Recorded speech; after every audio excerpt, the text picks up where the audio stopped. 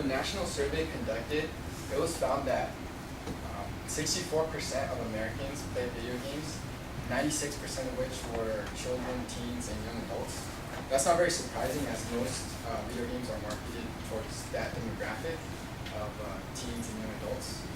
And advances have brought a lot of good inventions and technology, and that's when technology has brought about a lot of good inventions and innovations to society. However, I believe that video games aren't one of them, and it's been more detrimental than helpful or beneficial. And the video games I'll be focusing on are the sit-down type, like used on the Xbox, computers, and PlayStation. And I will discuss how it negatively affects health and behavior in most young adults.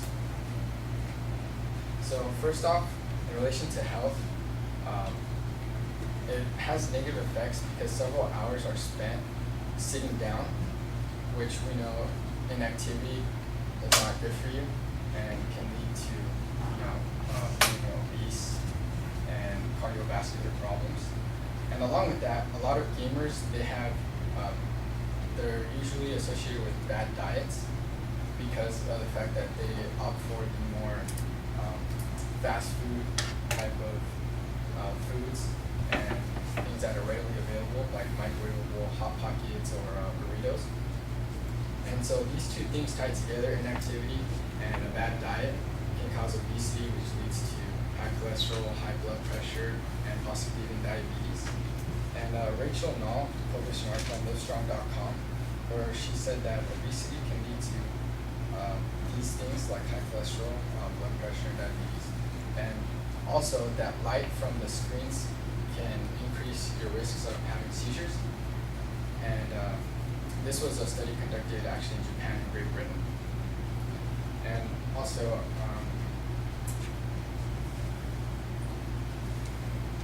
although there are new gaming systems such as the Wii and Xbox Connect, which involve you being more physically active with the games, these aren't the more popular ones, and people tend to get more bored of them easily and more tired. So they're not as widely played as the sit-down games. I actually have a personal example of how the gaming negatively affects your health with a cousin of mine who got addicted to World of Warcraft and Halo when those games came out. And for a while, he was doing pretty bad. He gained a lot of weight. And he went to the doctors, and they told him that he was obese for his age and his height, and that he had a high risk of having diabetes.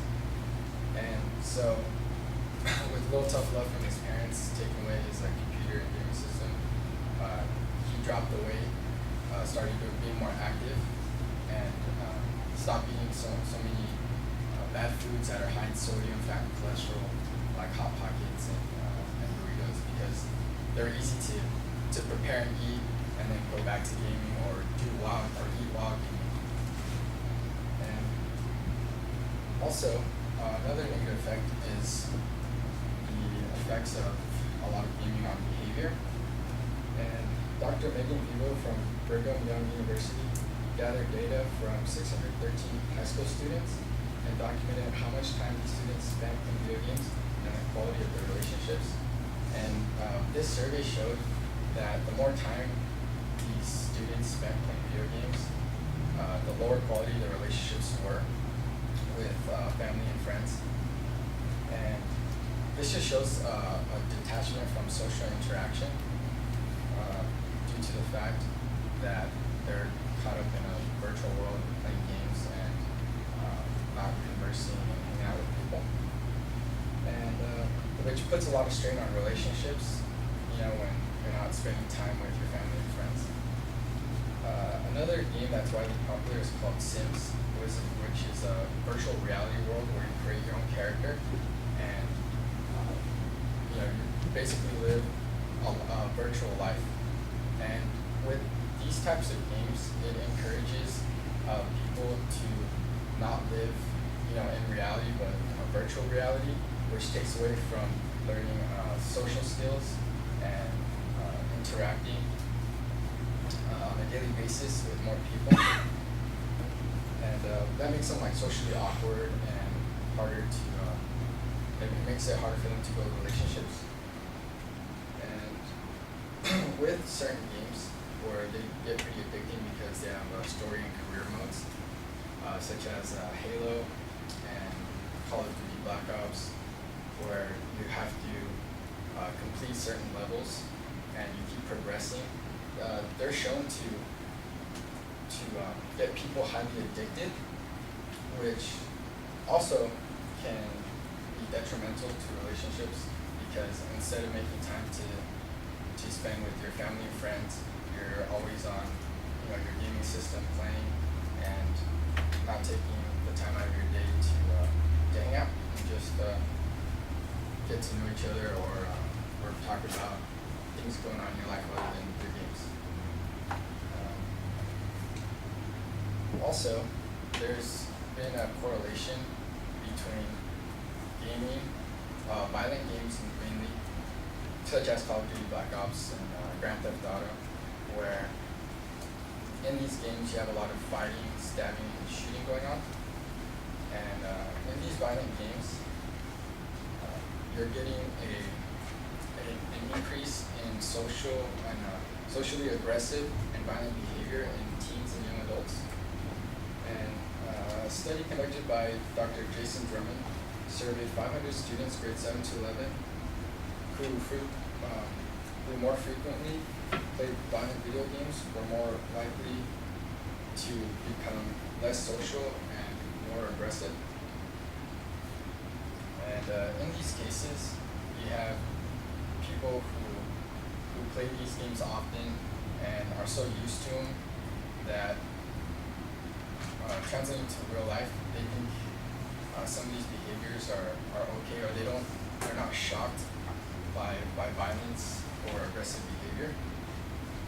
And at Iowa University, Professor Christopher Bartlett did questionnaires to 400 students and asked them if they were shocked or apathetic when given, violent scenes or stories. And 37% weren't fazed, and 60% of this 37% people that weren't fazed by violence were avid video gamers. And this just shows that violent video games can desensitize you to violence out in the real world, which is bad for society because it can lead to people not being very compassionate and people acting on these aggressive behaviors and thinking that it's okay.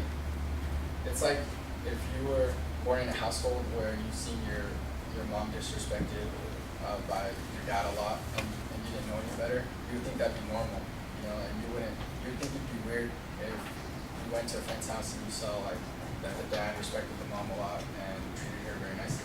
It's kind of the same thing with these violent video games, where in these games you're seeing where you're pretty much not literally killing people, but doing these acts in the game and hurting or fighting people, and you start to think it's okay too.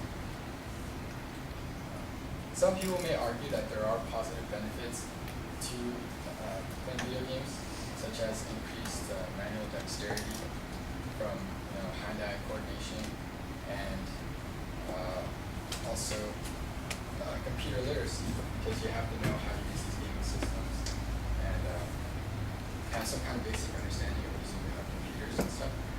So with these positive effects, I don't think that they outweigh the negative effects, which are on your health, leading to obesity, inactivity, and also on your social behavior, which can be bad for your relationships and cause you to act more aggressively or not be faced by violence and less compassionate.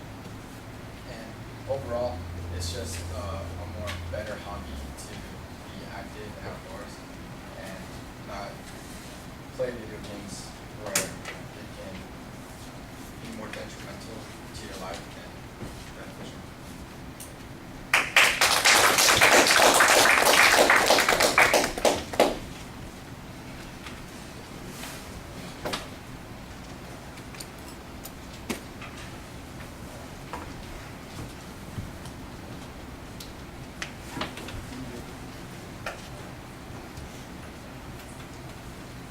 So Adrian, what did you think?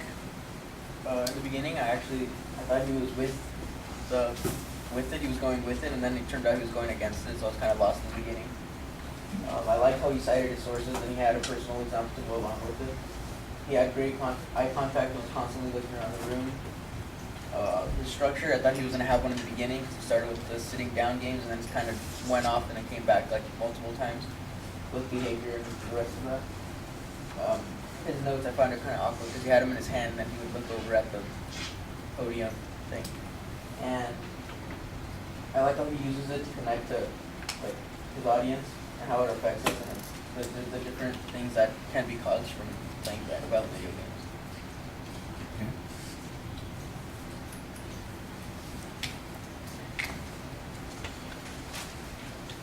I thought that the first half of your argument is mostly asserted. You're relying on a single example with your cousin and a whole bunch of stereotypes that gamers are all a bunch of hot pocket eating lazy bums, and we need some data on that sort of stuff. It seems like I said that's underdeveloped. The same thing is true about the social problems that they have. I thought that there was a lot of assumption there as opposed to documented harm. On the behavioral issues, I thought you got a little bit better. I thought I heard a lot more evidence on those particular points. You developed your argument a little bit more, and were more consistent about that. I'd agree with Adrian on some of the delivery issues. I think you do a good job looking at the audience. You distribute your attention, but you got to get some energy in your voice. Like I don't have any right now. But you have to get some energy in your voice. You have to project a little bit more. You have to try and be a little bit more effective when you're speaking there, because sometimes it's like you're quiet and you're kind of thinking out loud to yourself instead of speaking to an audience and engaging them. So that would be something to work on.